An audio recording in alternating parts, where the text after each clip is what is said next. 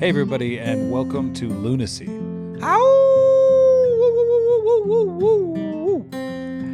This episode is part 2 of a 2-part episode with my good friend Alon Greenstein. If you haven't heard part 1, go check that out first. This episode begins with Alon recounting a story of when he was a chef for a conscious community down in Costa Rica, cooking for a meditation retreat. Enjoy the episode. Much love. So with cooking for me is just in that retreat on the 4th day I was sick and people literally told me what happened after. Yes, so it was a silent So you're retreat. in a retreat, you're in a silent retreat. No, I'm cooking. I'm not part of it. You're not not participating. I'm just cooking. Okay, you're just I'm cooking. facilitating the food. And it's a medicine retreat, or is it a meditation it's retreat? called Who Is In.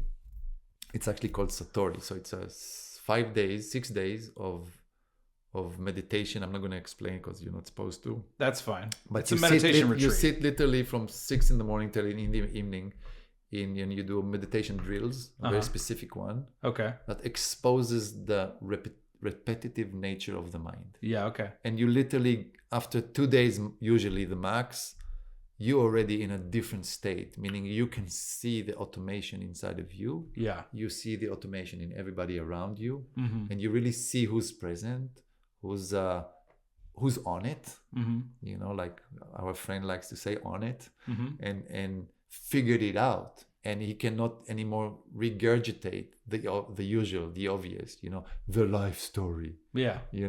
It's just everything in the moment. Now you're in the moment.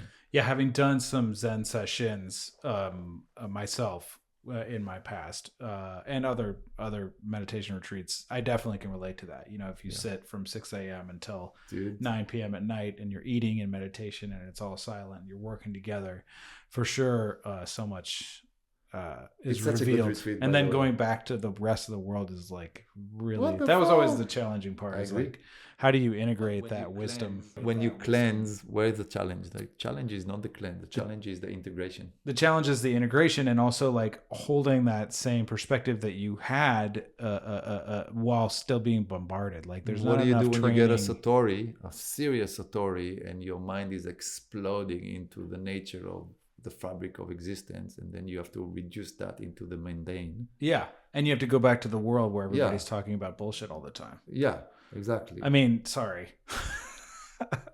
No, it's mundane. No offense, stuff. I talk about bullshit too. I'm not fucking talking down to you guys. Hebrew, all right. In Hebrew, there's this concept. It's called Kodesh HaKodashim, the sacred of sacreds, which basically means that in order to have the sacred really valid, you have to bring it into the mundane. Yeah, that's true.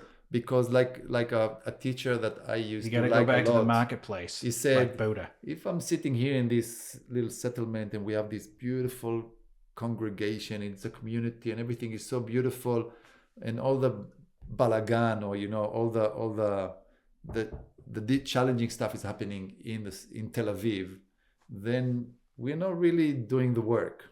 So he took his school from this super beautiful mountainy settlement. They had a beautiful center, they could do retreats and stuff, and put it in the heart of Tel Aviv. And then he moved into Hamburg in Germany because Israel is not very open for that kind of stuff, to be honest. Okay.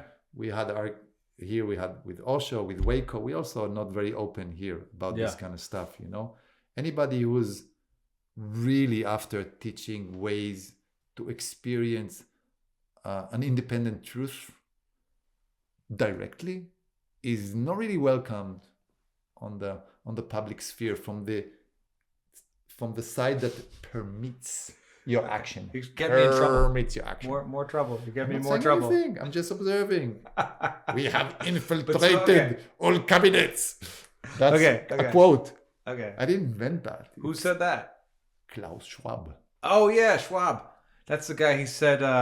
He said we're gonna own everything and you'll thank us for it. That fucking guy. He can go to hell, right? That's the guy that said that. So don't get into trouble here. But just kidding.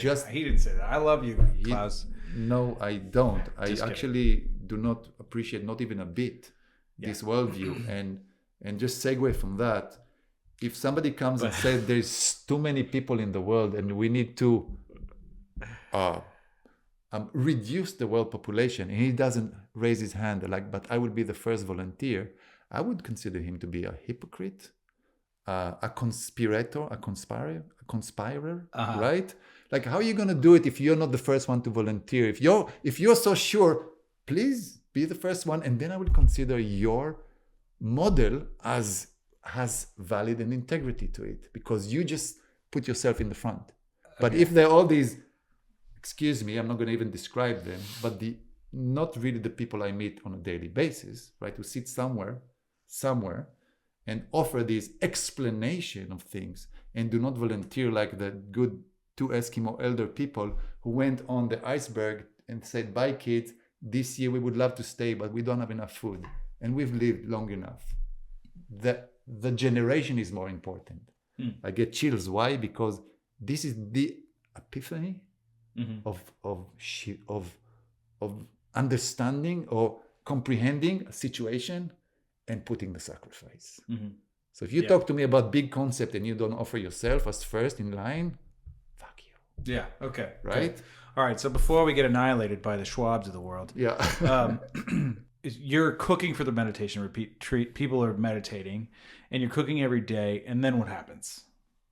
And fourth day I was just feeling off, was sick. The fourth day you were feeling off, you were feeling sick. And then they got to speak only after 6 days of silence. So there was no communication. But they asked me about that. And then I was like thinking, what happened? And they asked you, they said, hey, what happened? The food was amazing, but the fourth day was like not as good. They literally noticed it. They literally noticed. And I was like, interesting. I wasn't into it. I was sick. I was like, had to do it. Yeah. Because I said I would do it, but I didn't want to do it. My intention wasn't there. Yeah. Right. So you had a huge epiphany about that. We call it direct experience. Right. You cannot, that's science. Because your intention wasn't into the food at the time. And so that's like really interesting, that especially when you consider the level of sensitivity of people who are in a meditation retreat, try it. Okay. Do it. Go for it. And then they all noticed that was the one day that it was off. And then afterwards you were like, oh yeah, it just so happened that day I was not feeling well and I really didn't want to be cooking. I think in general, it is like proof of causality is always assuming that most experiences of people they're not sensitive enough or present enough to see the difference. Yeah. And we always have the plausible denial, because the burden of proof always is on the one who claims. If you put a claim, you better come up with a proof. Now the things are so complex and big now that do we really have a chance? Not really. So how the shift and the wave and the surfing through the opening into a better future will happen. So I was thinking a lot about that. And I'm saying it's when this happened, how it will happen. How can we bring that on? Because in non-linear fashion, you will never be able. It's the same as usury.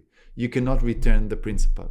There is not enough money with the concept of usury. Interest on interest. Usury, the concept of usury is default by design to extract and never to give back. Right. It's not that it doesn't offer options. It does. Is it really good? No. It works? Yes. Most people, at the end, we all fight because the concept is based on not having. So it took abundance, reversed it, still gave the option, but now we fight for it. Instead of us sharing the same. So there is some experiments in history that have been done and proven to be working. Why we're not trying it? Because we've been infiltrated. So in my business, I do things this way because as an independent, nobody's forcing me. His worldview over mine. So I can present my worldview through the food and offer it. And if you like it, you like it. If you don't, you don't. But the reasons that we do it the way we do it are very thoughtful, and it's not a business concept that is to make money. The abundance of wealth that comes with a good business is a byproduct of the happiness of people that experience what you're offering. Right. Because it's you're not being the reason. intentional about it. I don't know what's the reason, but I know what my reason is. Like, I don't know why you come there, because, unless we talk. What's But your reason? I'm being intentional about You're being it. intentional. So Exactly. I took things, I gave them shape inside of me, and I manifest things outside in a sense that puts things into synergy of what I understand about things, right? It's subjective. It's my understanding. It's not necessarily yours. But it seems to be touching across the board, regardless of your opinion about the shape of the world. Yeah. Feeling good is feeling good. Right.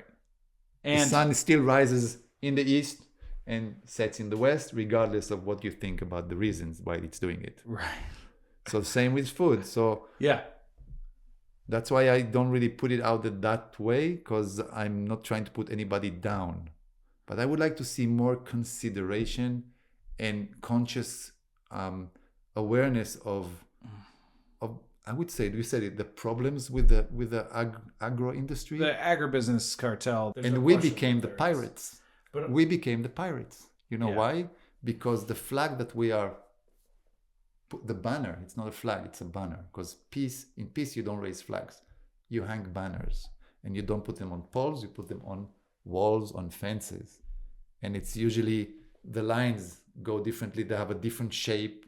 They mean something. It means like I'm stating who I am, but you're always welcome as long as you understand that I have rights and you have. When we don't cross there, your subjective is not welcome to oppress my subjective. Mm-hmm. But we have an objective field between us that we can share. Mm-hmm. Right. Okay. This is like what I understood America is all about. It is, or it was. Used to be. Anyway, I know. Maybe it is for me. It was also. That's how I live my life. Yeah, it is.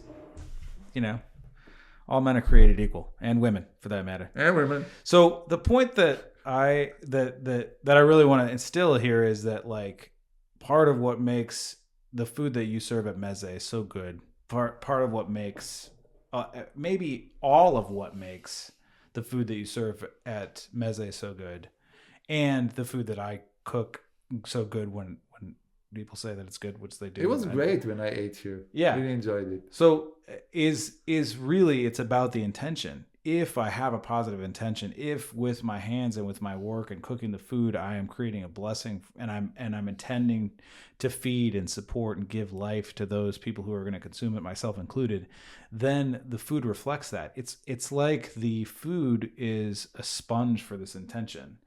So much of what I think in the background, what we're talking about is like, we're talking about how the ocean of life, or the ocean that surrounds us, is full of a lot of toxicity right now, in terms of like larger formations, the agribusiness cartel, corporate greed, etc., parasitic mentality, empire building, all of that stuff. Empire falling.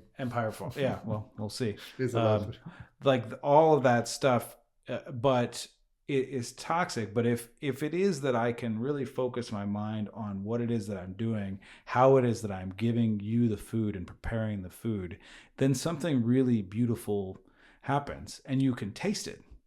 And it's like alchemizing all the things that are coming at us, and really just being true to what it is that I am intending. And so that's like that's the true superpower of humanity, is that even despite all of this rigmarole, all the stuff that's coming at us, all the craziness. We're still optimistic. I am forever and always optimistic, and I feel that it's critical, because I will lose if I'm not optimistic. And I feel that. So what's the point? It's totally possible for not only do I feel that it's possible for people, for all of us, to have like our own internal light and spark up and really wake up and take the red pill. I see it happening. I really do see it happening. It is happening. With the people that I interview on my program, including my last guest, including my wife. Like, Lunacy to me is like kind of a history of like me picking out people. Oh, this guy like is really getting something deeper about reality and what he's doing, she's doing. So I want to talk to that person about what they're about, because we can't just sit and like gloom and doom and worry about how the wool's been pulled over all of our eyes, and history's been written by a bunch of fucking slave owning There's always a period murderers. like that. There's a period like So that. There's a period like so that, but then it gets you bitter and frustrated and resentful. And there's, yes, I think it just develops. You just develop the wrong attitude out of this. So it's like yeah, many people don't want to know, and I get it. For me, knowing is refining. yeah. I mean, nobody said enlightenment was fun, and the reality is, it's not fun. Even like the Buddha, right? That life is suffering, the cessation of suffering. Then there's a path leading to the cessation of suffering, which is like right action, right speech, right attitude, right? All these right. Really, for me, nobody else is telling me what those right actions are, what that right mindfulness is. I'm the one that figures it out. Mm-hmm. I'm the one that comes to my own conclusion and then creates that into the world of who I am. And I feel like that's becoming way more important to people. Maybe not everybody, but enough people, if enough of us can get that under our belt and really spread that wisdom, then that becomes cool. Then we can create something where sovereignty for each of us is a real thing. And we can start increasing the 5% of consciousness to be more like 10% or 15% or 20%. And I agree. Imagine a world. I sometimes sit to imagine, because if you don't sit to imagine, you'll end up living somebody else's imaginary world. And yeah, or and you just wind up in the horror movie that you invented. Systems, and people need to also. That's what I figured out. Big systems do planning, and they plan way ahead. And this apparatus that I was talking about, they actually work. They can plan 100 and more years ahead. So when we wake up to the nature of things, we have to catch up with a lot of stuff. And yet we are always also the X factor, because once you stop reacting and you start to respond, you move out of the predicted into the unpredicted. Yes. And when you move to the unpredicted, you literally assume the responsibility of creation. Yes. Because you stop being a hitchhiker, and you actually start to drive yourself. Yes. In Hebrew, linhog and minhag and hege, they all come from the steering wheel. But linhog is to go somewhere with a steering wheel. Minhag is the customs we're doing. Minhagim. Okay. You have customs that you get from your family, from your lineage and generation. You know where you come from and what they give you. You're many generation American. I am coming from different ways, but we all use this. So in Hebrew, the action is part of the word. So it's how you walk your life. We actually manifest your inner world into the outer world. So you can be more creative in that, or more or less, or passive, just consuming somebody else's creativity. Yeah. Right. So in a way, this poem was for me, if you can talk about food and put it on a poster, that was the best way, because words are food for the mind. Yes. And for him to be able to describe taste and experience in such a way was new to me, that actually you can even barter something like that. Absolutely. And that was super cool. And we've been carrying that for 6 years already, 7 years. Yeah. So I'm going to read it. Oh, okay. So there's this poem at MeZé, and I read it the first time that I went in there. A friend of mine introduced me to Alon in the restaurant, Mikey. And I read this and I was like, okay, this is where I belong. This is a good sign, that it's a good omen that I'm in the right place, that this is a restaurant that has this sign in it. And it says, each bite matters, intention held in frequency of life, sustaining an ancient vibration. From scratch, face to face and hand to hand, the familiar feast of love upon the one table of community. Wild and local, intention held, the kiss of nourishment, felt from home to street, A caravan of dreams continues its expansion with small plates of big satisfaction.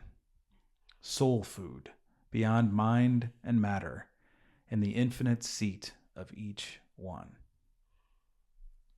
Boom. Boom. Powerful.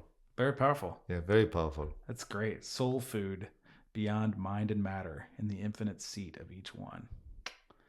Gorgeous. That's great. And so this guy wrote this poem right after eating a falafel.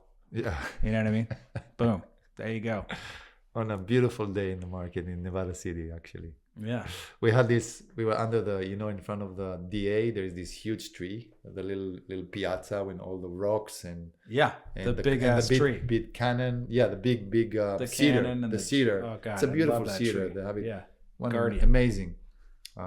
So there we had our little niche. They put us there. We became really popular, so they kind of moved us to let's create a food niche here. Mm-hmm. Then we had a little Japanese next to us, or somebody else doing Hawaiian. People kept changing. We did it for 5 years. Wow. Not 5, yeah, about 5 years, 4 years. We did it for 4 years. So right over there. Right over there, cool. Once a week, and just really enjoying it. Mm-hmm. Yeah, really enjoying it, and working from home, and it just makes everything more easy. Yeah, a business is such a big thing to push or to carry. Yeah, it becomes. There's so many. It's also ridiculous. I have a good explanation for that, but again, I don't want to go into the details. But what I'm saying is what we realize and why MeZé it is what it is, because we really realize that there is some inherent flaws in the system that we all like to follow, because we're good people and we believe and we trust. Yeah. So it's about trust. Constitution is a trust. It's an agreement between we the people and the government. So, I realized that this trust was broken, and we have a problem in the system which is inherent on not all of its aspects. There is not even one field in that system which called government, the word means controlling the mind, that is free from infiltration of private interest for their own reasons. And I'm not aware of the reasons. I can only assume and try to get into their shoes. But since I'm not a hoarder of stuff and money and property and power, and I don't play the world politics stage, I can just say, okay, it's just my common sense. It's not necessarily how they work and stuff. So MeZé was born under this understanding of comprehending the size of the what's called the Hydra, the Hydra, the thousand heads monster that we are facing. Yeah, and it is a Hydra. You take one down, there is 2 more coming. So, and helping the change to come from the inside. And this is where you come on with this point. You said, well, I like to feel that there is something behind whatever I'm consuming, in that sense. That there is something that I would put into the food that I eat. Yeah. Right? Exactly. And it seems to understand, and we talk the same language, and I always feel good here. Yeah. I wish they do some specials, but it's okay. At MeZé? Yeah. Yeah. We're planning to. Yeah. We're planning. Me too. Now we're expanding, and yeah. And Noah, my partner in but it's catering. Expensive because it's all organic. I mean, that I realized a long time ago. It's investive. Yeah. I would use the word investive and not expensive, because if all the street, that's true. If all the street will follow MeZé and say, okay, let's all of us move into organic, so we would be able to have a buying power to also create farms close to in our county. Yeah. Oh wow, he's consuming, yeah, MeZé is doing 50 pounds carrots a week. Somebody can make a living out of that. It's a cabbie, whatever. So our choices make a difference. And if more people will climb and saddle next to me on the organic non-GMO wagon, there will be more demand. There will be more people will consider to make their business clean of pesticides and herbicides.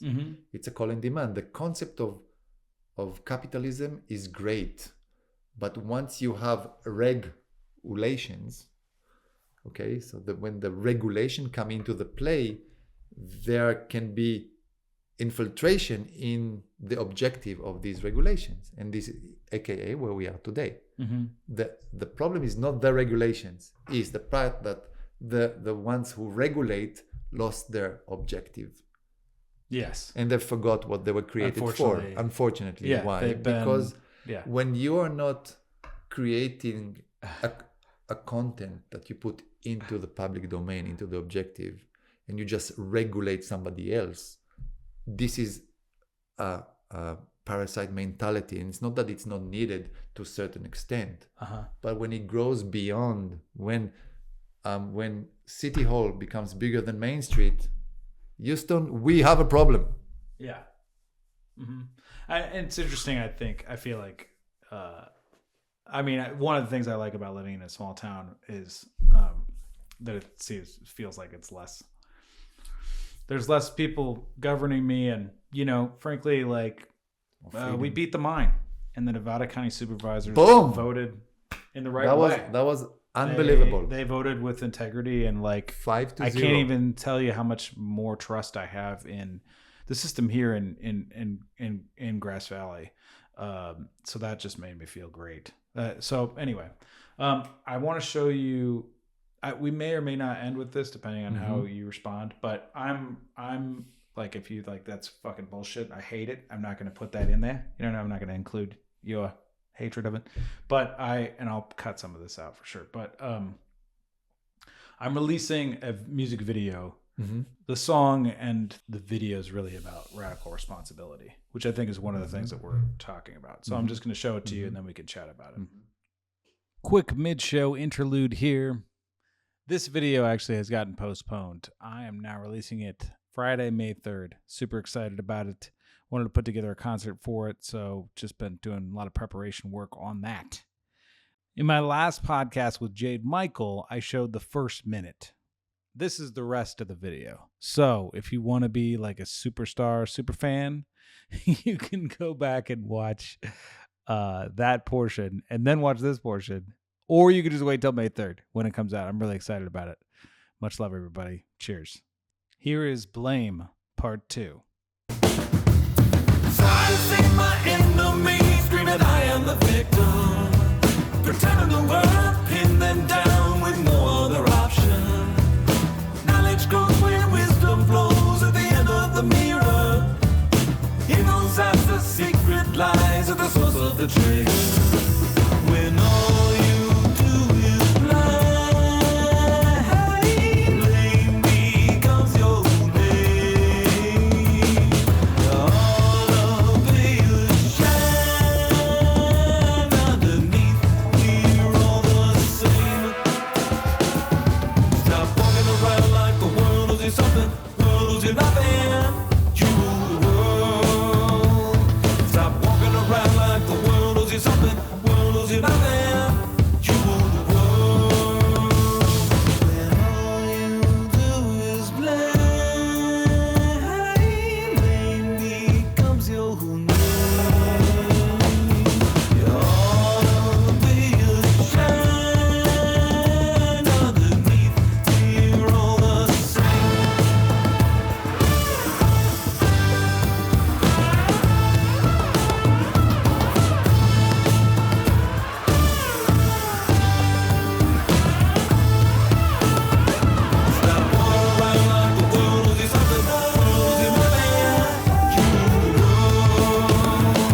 Stop walking around like the world owes you something, world owes you nothing. You rule the world. Nice one. True. It's very human. Yeah. Doesn't get you anywhere. It's very human. Mm-hmm. I know. I stopped using that as a excuse. It's only an excuse. Blaming people. It's Yeah. an excuse to say it's very human. What does that mean? A cow-like human, chattel. A dog-like human. What's human does? No, we reason. Mm-hmm. So it seems like you have to go through the cycle in this song, right? Mm-hmm. To come back to your senses, to your common sense, to reason with yourself. Yeah, I'm really trying to. I mean, I bring it up. I've been showing it to my guests. Well, in part to promote the song and the video, which I'm really proud of and I'm really excited about. But also, you know, the song is really about radical responsibility. You know, it's about at some point when you realize that I am responsible for all of it, all of the stories, all the interpretations, all of the reactions that I have in this life. Mm-hmm. Then I can't blame anyone else for any of it. Mm-hmm. Like the only person that I can blame is me, including the government and the forces, the powers that are quote unquote above me or influencing me or whatever. Like I still am in charge of my life and my perspective and who I am and how I respond and all of that. You know, we live in a society that's just, we're just constantly blaming other people for our problems. Mostly. Not everyone. I stopped. But so many of us. I stopped. It's such a disease. But I admit that, just talk for myself, that I stopped. I think it's part of the inquiry. It's also an outcome of inquiring and putting yourself first. Mm-hmm. Yeah, Not in a vain way. Putting Right. yourself first, like you said. When you realize that every moment that you choose to move, conscious or unconscious, is still happening through you. Yeah. Within going out. So it's kind of like you take responsibility for every action. Every action. And every story. We do nothing without thinking of it first. Uh-huh. Unless somebody is about to slap us and we're just reacting. But how often that does happen? Right. Actually never. So it's kind of like everything is thoughtful or premeditated. Mm-hmm. So the reason and radical, to take responsibility radically, meaning to be present all the time. Yeah. And then Radix when you're at the present, roots. you bring the present that you have to offer in the present moment as a present to the To other objective. people. To the objective. Yeah. Because whatever you think or experience has no validation in the objective space or the public space unless you put it out there. Mm-hmm. So people can be sitting on their couches and going to the whatever, traveling, but they're still sitting on the couches. You know, they have to bring it out there, or conspiring, but they never left their couch. It's only happening in their head. You can be the most hideous idiot in your head and nobody will know it. Right. Unless you take the action. Yeah. So in the same way, everything in life can be looked at in the same way. And this is a radical responsibility of your presence. Yeah. To be serving the present that you have in the moment. Right. So when you realize it, you really can give a presentation to your present in the present moment. Yeah, that's good. A lot of games with a name, but actually present is a good. I like your word games. In English is a good Get word. into it. Yeah, I know it. In Hebrew we do it a lot. In English it's a little bit less. It's a bit different, but it's the same principle works. Yeah, radical. Also, radix. You know, the root word radix means to get to the root of. Yeah. So radical responsibility means to get to the root of and like take full responsibility for all of it. And what's interesting, you know, what you said, like holding yourself first, not in a vain way, which is accurate. Holding yourself not in a vain way, holding yourself as your true expression and also as the source of your life and your story. It's That's like the only place honoring that you actually yourself. have validation. And also the reality is like the vain way of looking at reality is to not do that, to blame other people, to constantly be looking at what the ego wants and Call it outsourcing. Yeah. So it's like the vain way of looking at reality is to blame everybody else because I'm just constantly trying to look good. And so I blame other people when it is that I look bad, quote unquote, or that it's not working out for me. I don't want to, you know, the video obviously is like an example of being in a state or someone who is blaming everybody else for their problems at the peril, at the cost of their own life, at the cost of their own family, and this little drama that I created at the cost of their marriage, you know, this promise that they've made to themselves, their family. Like, and then in the end, there's a recognition. At the end, you see these two selves merge, right? The one who's constantly blaming and the one who sees beyond the blame. They come together. And then at the end, there's reconciliation. You know, he goes back, right? I mean, we can't hear what's going on, but you get the idea that there's an attempt made by our hero in this case to make amends for what he's done, to take responsibility for his actions, to really like own his own life.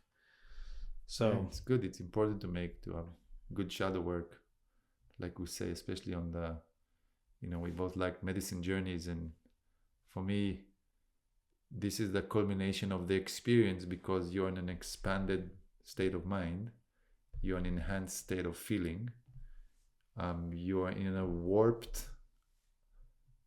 state of common sense realities, and yet you're with people and we have interaction constantly while it's happening, so you get to experience a very high velocity present awareness in your experience, and you come out the other side refined, really with very fine tuning on the relationship between thought, experience, emotions, projections, all the stuff that happens really quick inside our mind, you know, in every moment.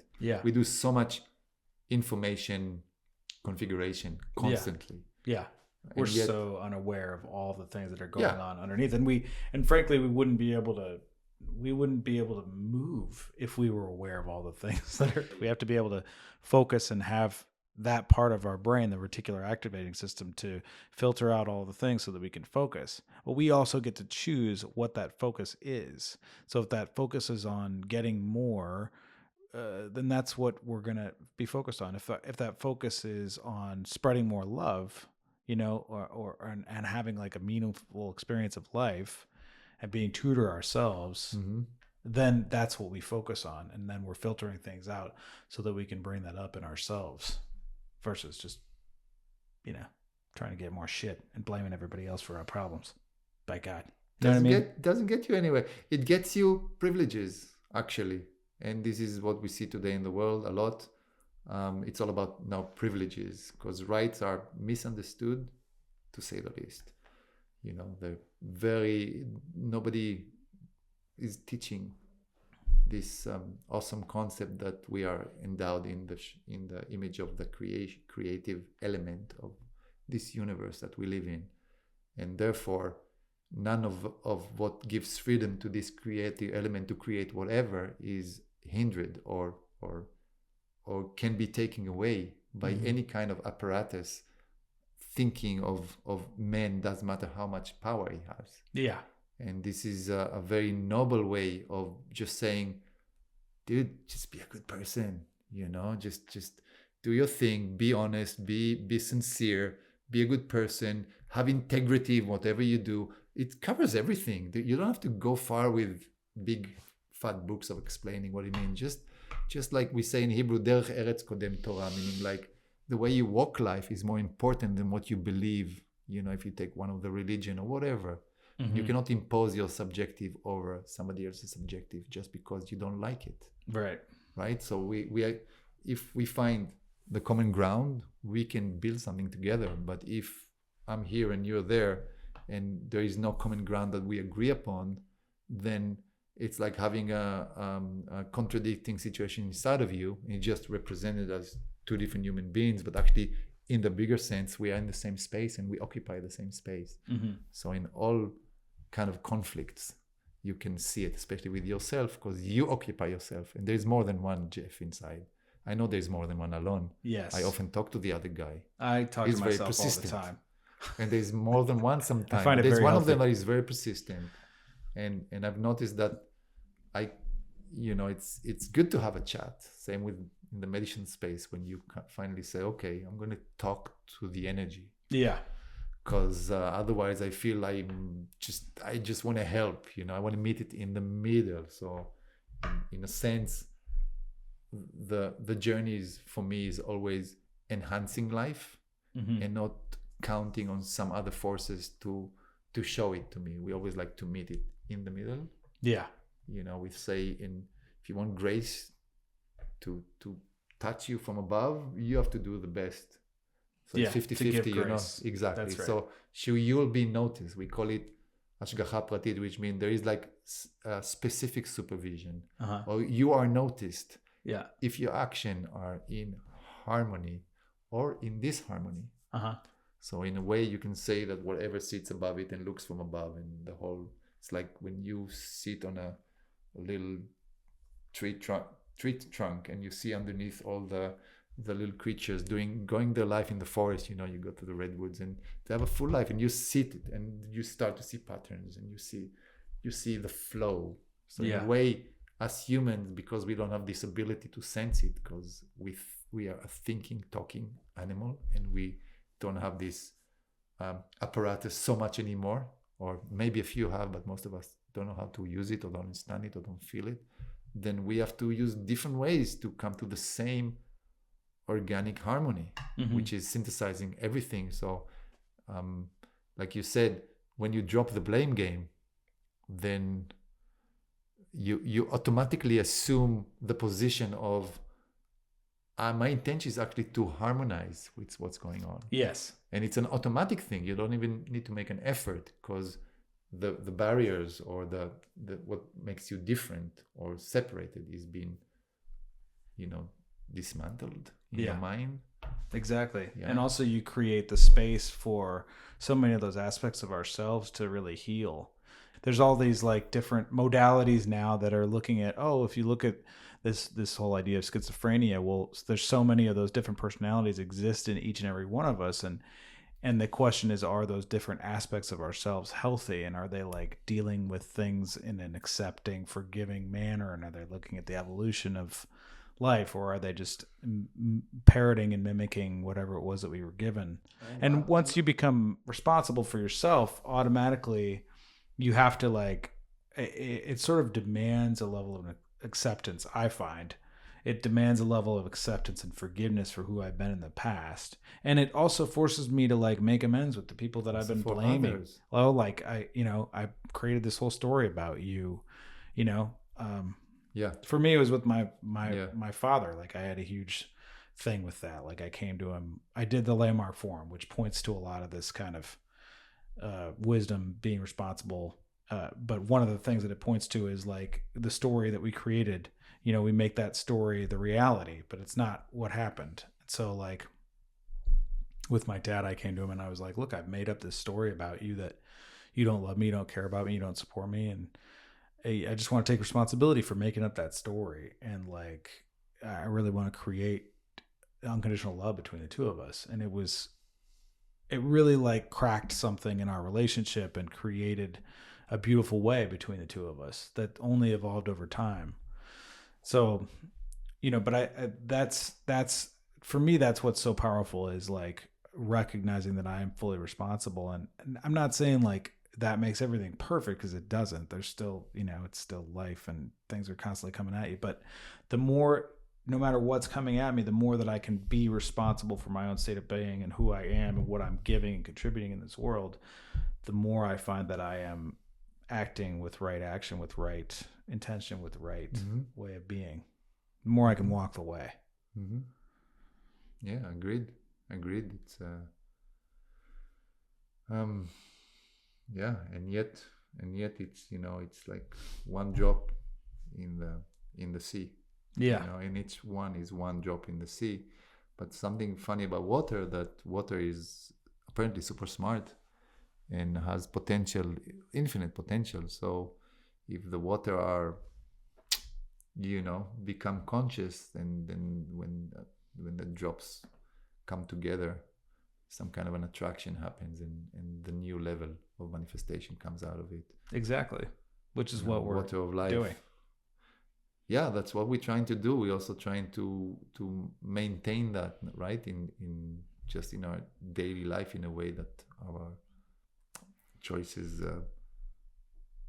maintain this good nature, velocity.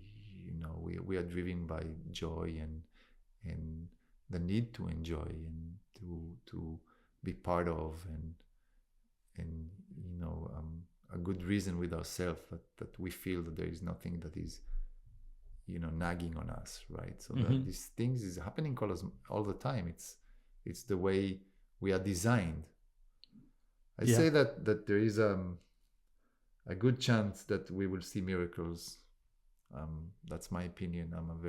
In that sense, I believe in miracles because in all my research, I cannot see a linear way for things to shift in such a dramatic sense.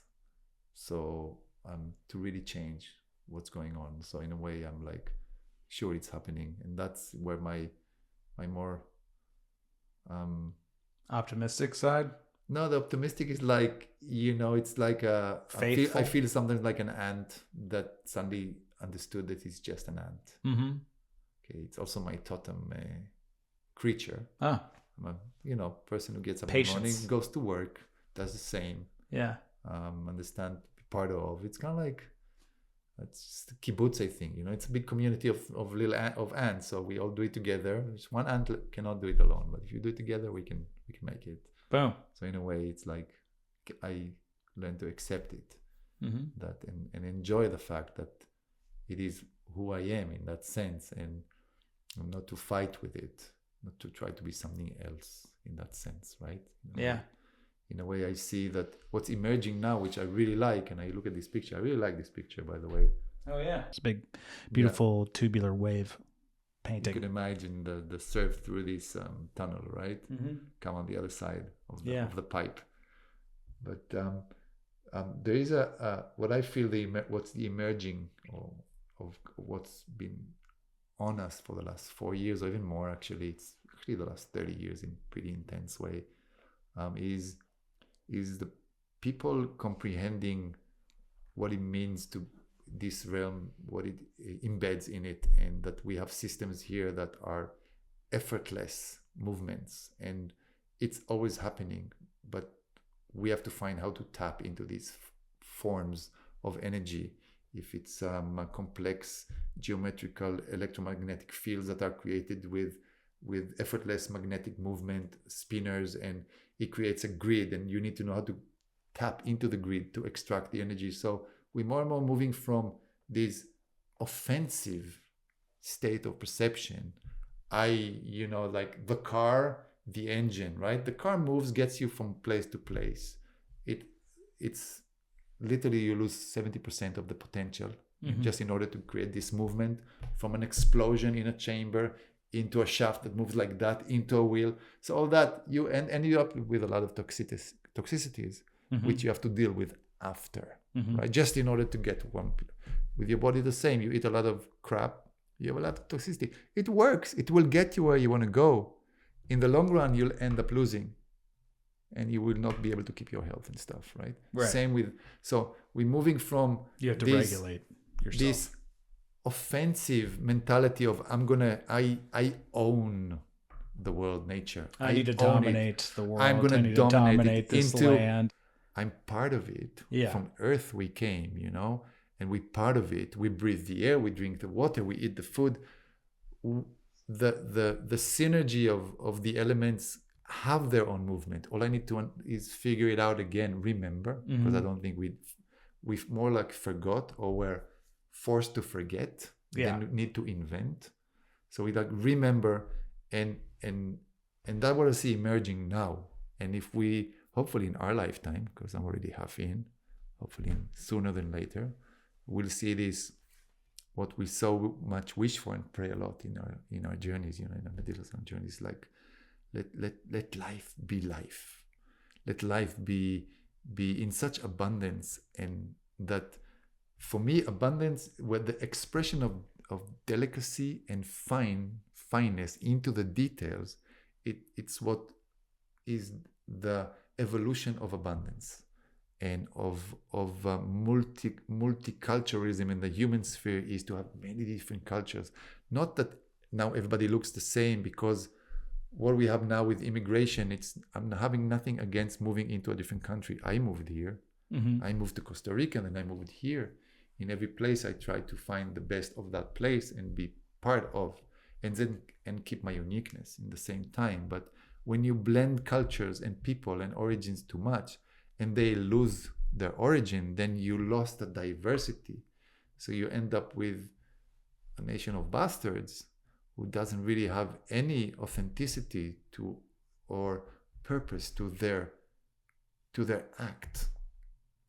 Mm-hmm. And then we'll all end up confused, and this confusion brings more in the possibility of infiltration through these apparatus that have their vision dialed in for a very long time, for a very long way, and we are just pawns in their game. Mm-hmm. And if you think about the monetary system, and if you really understand it, you understand that this is the evidence of what I'm saying. Mm-hmm. It's the evidence. So it's not even an argument. It's designed to extract from us. So, and hoarding is a crime by FDR, 1933, the 5th of March. Don't forget that, the number 5. So history is written already. Actually, this country is written to allow people to be the best they can be. And nobody can take it away from them. But it's been changed since 1871 and then 1913 and then after First War, Second War. So there is points, I call them on the spiral dynamic, there is power points that the potential of manifesting are greater than the other points. Mm-hmm. You know, it's when you tune your guitar, you need to get to certain hertz in order for it to be like bing. Yeah. Why not the hertz just next to it? Because on the spiral dynamic of movement, this one is a node that connects to other formation. Therefore, you have this field effect and the wave effect. All this stuff comes together and actually culminates in you understanding your next step in life. It's not like far-fetched philosophy. It's actually very pragmatic and practical stuff of how you look at life. And what gives you freedom is this high resolution. And then your infiltration is very fine. So the information you outformate from your own creativity. You're doing this podcast, you're doing the songs, I'm doing food, you know, like I like to manifest stuff, you know, because I really like the togetherness, because for me, this is the essence of humans. We're good on our own. We can sit in a cave for 20 years and meditate. Yeah. Will that create a society? Not really, but good that some people do it and bring out this reflection. Show us that it's also possible, and wow, what are discoveries. But it's only in the subjective. Yeah. It's not in the objective. In the objective, nothing happened. There's a guy in the cave. Don't disturb him. He seems to be into silence. Yeah. Don't talk to him and ask directions. You know what I mean? But again, it's like understanding this dynamic. For me, this is how I do MeZé. From that understanding. And my responsibility of being present, of bringing my present and offering. So you can offer me, we trade, and you say, I've worked hard for these notes of trade that because it's not really money, it's notes of trade. And I'm going to give you one because I like what you do. And that's actually what we're doing when we trade. Right. I like what you do. Here, take my note, $20 note, and give me the plate. I'll trade you. And I like it. I'm going to come here often to trade with you. Yeah. And we said, thank you very much. I really like, come every day. Keep on doing what I'm doing. Trust me. Yeah. I will not budge for my promise to give you the best I can offer. Good. Then I'll keep coming. Exactly. If it starts sucking, Boom. I'm going to do another podcast talking about how MeZé sucks. Just kidding. I won't do that. All right, great. Well, we're just about at the end of our time here of this 2-part episode on MeZé. Big time. Oh, before I ask you my final question, you wanted to do a disclaimer. The opinions and words in this podcast are only mine and based on my own research and understanding of the current affair around me and in the world. Therefore, it's not offered as remedies, as medicine, or any kind of an advice or legal advice to anybody. You can use it on your own risk and evaluation. Perfect. That's great. Yeah. And also, whatever you guys think. All right. Do you out there in Lunacy land. Yeah. And much love. Okay. So the last question that I have for you is, for you, briefly, what is sacred and what is insane? Insane is this notion that you have a right to oppress, loot, subjugate, and all the words that follow that on other people just because you're in the position to do so. Sacred, I would say, knowing that and operating from the other side, from abundance, respect, knowing that we are all one and yet experience a separate reality, and being a good human being that follows the laws of abundance. Beautiful. Yeah. That's great. Nice. I like it. Yeah. All right, cool. Look, if you want to have some really amazingly delicious, so good, the best Middle Eastern food you've ever had, okay? I don't know. Prove me wrong. If you want to have the best Middle Eastern food you've ever had, go to MeZé Eatery in Grass Valley, California. By the time you hear this podcast, the bigger MeZé will be available. It doesn't matter. The food is the same. It's really delicious. Go check it out. Thank you so much for being on the program. I really want to acknowledge you for giving really delicious food to all of us and being a really great example of what it means to serve food responsibly and beautifully and in a good way. So thanks for doing you and being you. And thanks for being my friend. Thank you for sure, Jeff. Thank you for challenging me to come. It was a fun talk. Yeah. Actually. Okay. It's good. Good. If you get get something good out of it. Yeah. Yeah. Hopefully we don't get in trouble. Anyway, whatever. Red flag. Let's go. All right. And to all of you out there in Lunacy land, if you want to support this podcast, please go to patreon.com/Lunacy podcast. If you want to get more involved, go to lunacycommunity.com, create a profile, and get involved there. All right. Much love, everybody. See you next week.